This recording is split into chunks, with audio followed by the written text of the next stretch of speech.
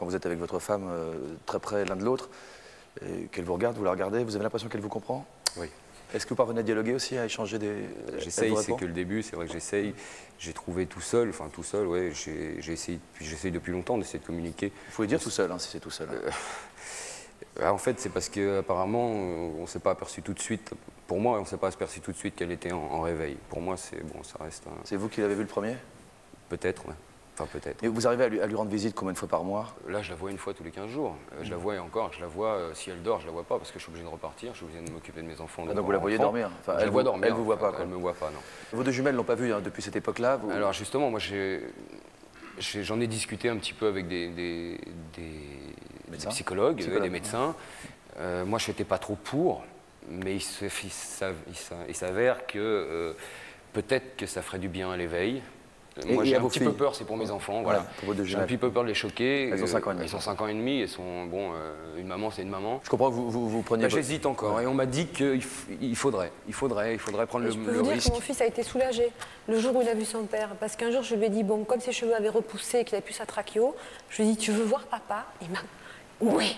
Ah bah mais oui, alors un grand oui. C'est ça, en permanence. Et je lui ai dit, bon, ben, je t'amène à l'hôpital, on va voir papa. Il faut bien les préparer, il faut leur expliquer comment est maman, voilà, etc. ça, j'ai déjà commencé. Là, je commence déjà doucement à en parler. Et puis, On parlait des médecins, comme disait Michel Simès. Oui, Michel. Je voudrais savoir, Valérie, quand elle a eu son accident, elle est tombée dans le coma à cause de quoi? D'un traumatisme crânien? Il y a eu un arrêt cardiaque? Il y a eu quoi? Non, elle a été éjectée donc, de la voiture et on pense qu'elle est tombée sur la tête. Et ça, il n'y a aucun témoin, il n'y a rien. Il y a probablement un TC, ouais. Il y a quand même il y a eu des examens après? Il y a eu des examens. Vous avez dit qu'elle avait fait un elle a le cerveau qui a bougé donc à 5 points et apparemment elle aurait donc un traumatisme au tronc cérébral. Vous avez l'impression, David, qu'on vous dit toujours la vérité, que les médecins vous disent toujours la vérité ou qu'on vous la cache un peu? Michel, les médecins aussi. C'est pas qu'on me la cache, c'est que je pense qu'eux ne savent pas déjà.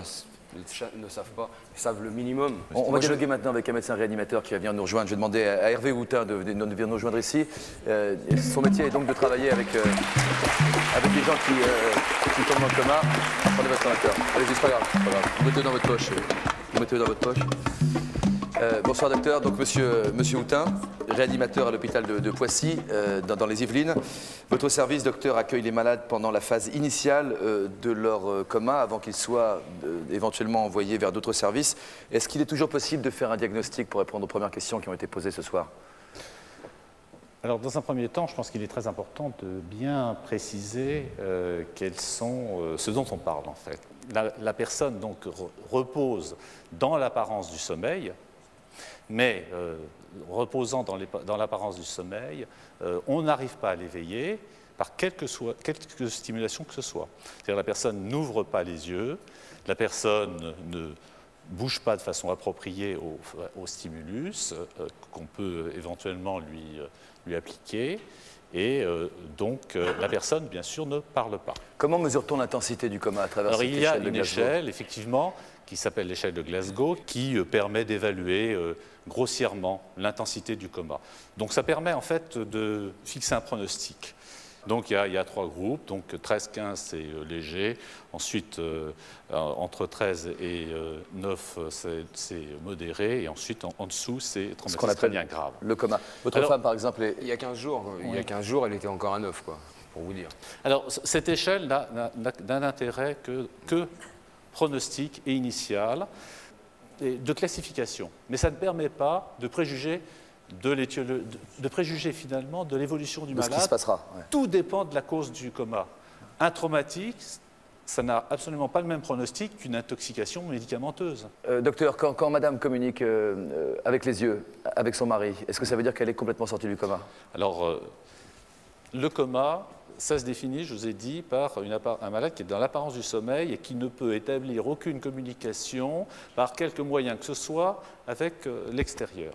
Ça, c'est très très important. Donc, cette personne est sortie du coma, elle présente un état post-relationnel, c'est-à-dire qu'elle peut avoir des relations avec son entourage, mais on ne sait pas quel est exactement le contenu de sa conscience.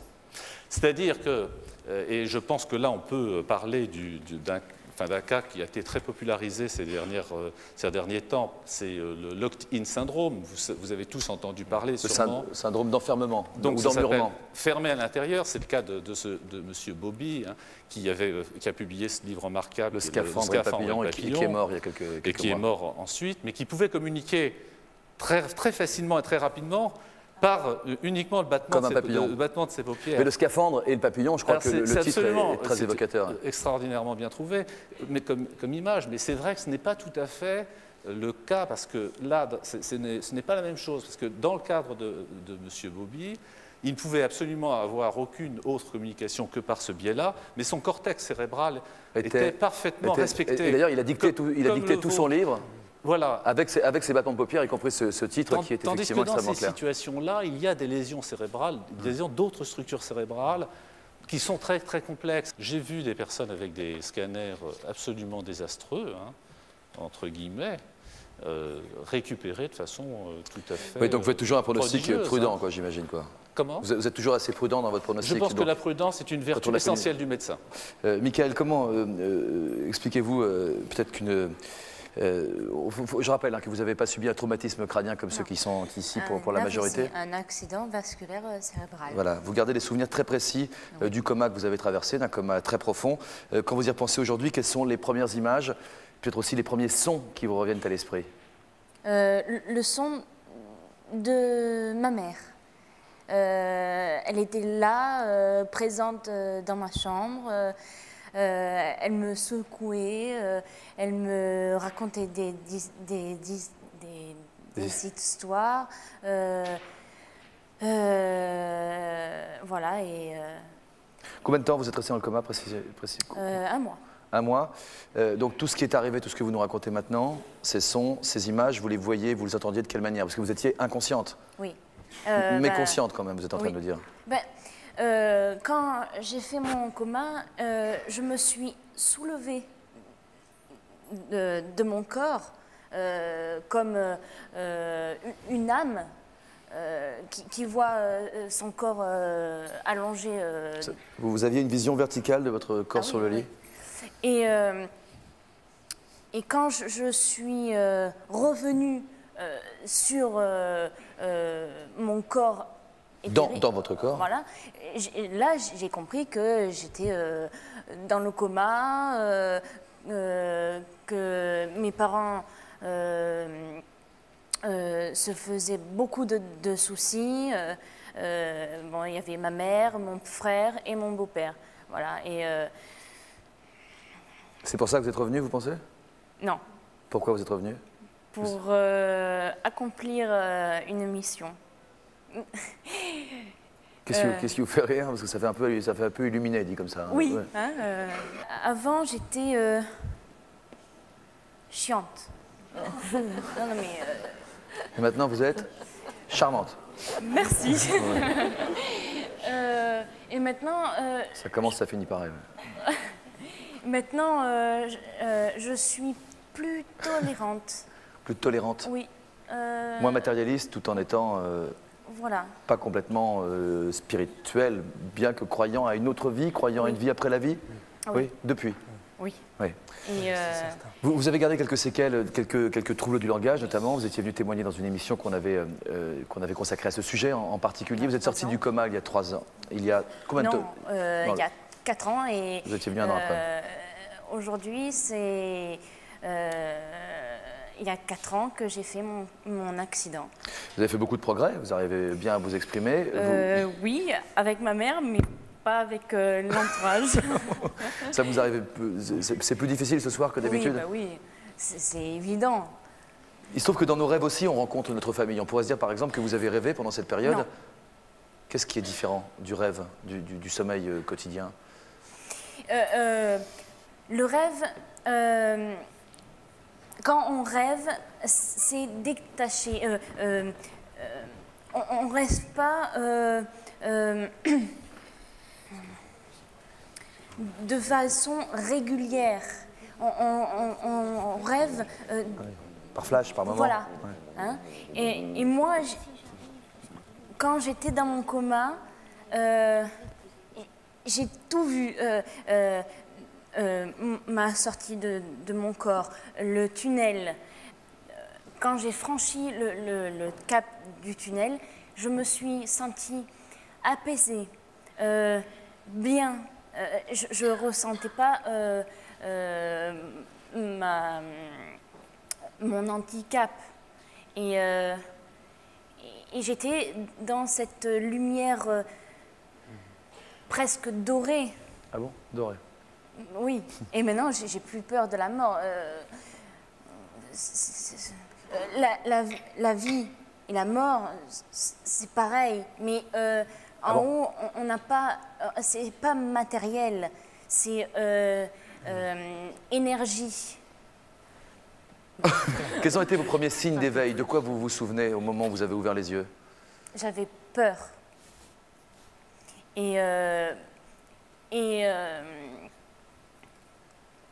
pas peur du tout. C'est bon. J'avais peur parce que je parlais pas. Et pas peur du tout parce que je devais me réveiller et accomplir la mission qu'on m'avait donnée. Quelle est cette mission, Michael? Là, ça se dessine. Ça vous fait rire, Ça se dessine de guérir les gens, mais pas par la médecine, par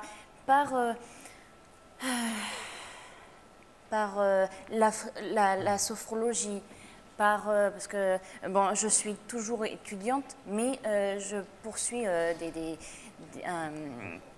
des études pour faire pour être sophrologue, pour pratiquer toutes sortes de médecine douce, un peu spirituelle, et en tout cas pas du tout basée sur la prise médicamenteuse.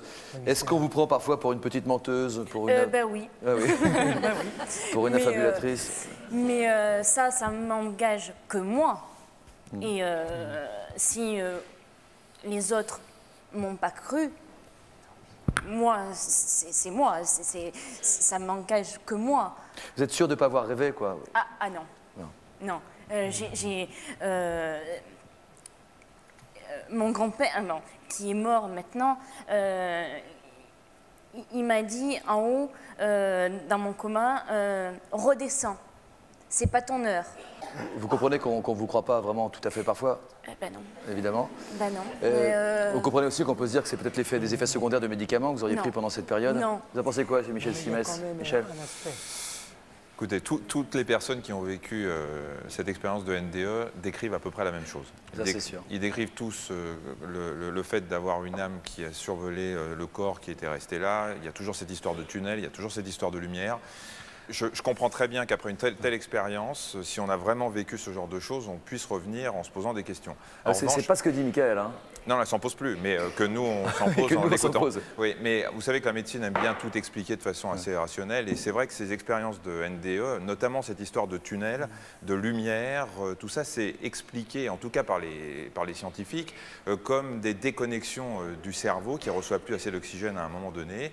Les yeux, vous savez que quand on revient d'un coma, enfin vous allez peut-être me dire le contraire, mais quand on revient d'un coma, en général, on commence par entendre. Ensuite, c'est la vision qui revient, et c'est ensuite seulement la conscience. Et il est probable que par des phénomènes de manque d'oxygénation du cerveau, il y a tout un tas de choses qui se passent dans la vision, dans l'audition. Et je ne dis pas que vous n'êtes pas soulevé de votre corps et que vous n'avez pas vécu cette expérience vraiment. Personne ne peut vous dire si vous avez raison. Mais les médecins essayent d'expliquer ça comme ça. Et on dit, c'est une anecdote, mais il y a une Anglaise qui travaille beaucoup là-dessus, qui dit que ce tunnel, ce serait une sorte d'expérience de la naissance. C'est-à-dire, c'est le fameux tunnel des psys. Voilà, c'est le traumatisme de la naissance, et elle a fait une expérience en prenant ceux qui sont nés par césarienne et ceux qui sont nés par voie naturelle. Et dans les deux cas, les deux ont la même vision du tunnel et de la lumière, alors que... Donc c'est pas forcément le col de l'utérus, ça peut être quelque chose de... Surtout qu'un nouveau-né, vous le savez, c'est quand même assez aveugle à la naissance. Isabelle Hussenet est avec nous, le passage, oui. Qu'est-ce qui ajoute? C'est vous, Nicolas? Oui.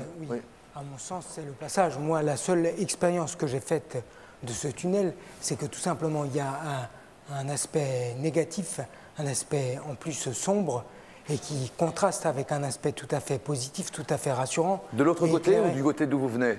De l'autre côté, Du côté vers le sens vers lequel vous allez. Étant donné que j'ai plus vraiment de champ visuel, je ne pourrais pas vous dire si c'est du côté droit ou du côté gauche.